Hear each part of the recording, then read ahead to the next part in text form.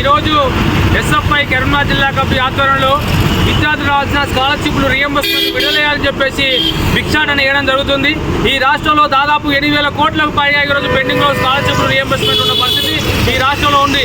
కానీ ఈ రేవంత్ రెడ్డి ప్రభుత్వానికి కనీసమైన చిత్తశుద్ధి లేకుండా ఈరోజు విద్యార్థులను పట్టించుకున్న పరిస్థితి ఈ రాష్ట్రంలో లేదు. ఈరోజు అసలు ఏదైతే ఎలక్షన్ల పైన ఉన్న శ్రద్ధ ఈరోజు విద్యార్థుల పైన ఎందుకు లేదని చెప్పేసి మేము ఎస్ఎఫ్ఐకి అడుగుతున్నాం.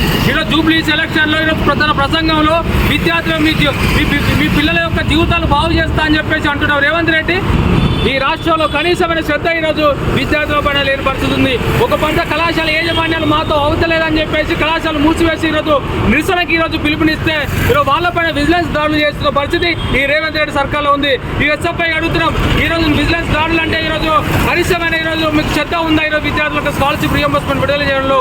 కాబట్టి ఎస్ఎఫ్ఐ అడుగుతాం, తక్షణమే మీ స్కాలర్షిప్ రీఎంబర్స్మెంట్ విడుదల చేయకపోతే రానున్న రోజుల్లో పెద్ద ఎత్తున ఆందోళన చేస్తామని చెప్పేసి మీ మంత్రులను ముట్టడిస్తామని చెప్పేసి మేము ఎస్ఎఫ్ఐ అడుగుతున్నాం. ఈరోజు జూబ్లీ ఎలక్షన్లో ఈరోజు కోట్లాది రూపాయలు ఈరోజు పంచుతున్న పరిస్థితి ఉంది. కానీ ఈ రాష్ట్రంలోని విద్యార్థులు రీఎంబర్స్మెంట్ ఇవ్వడంలో ఎందుకు ఈ రేవంత్ రెడ్డి సర్కార్కి ఈరోజు శ్రద్ధ లేదని చెప్పేసి మేము ఎస్ఎఫ్ఐగా విద్యార్థులు అడుగుతున్నాం. కాబట్టి తక్షణమే ఈ రాష్ట్రంలో ఉన్న పెండింగ్ పక్కన విడుదలేదని చెప్పేసి మేము ఎస్ఎఫ్ఐగా డిమాండ్ చేయడం జరుగుతుంది. నా పేరు శ్రీకాంత్, ఎస్ఎఫ్ఐ జిల్లా కార్యదర్శి.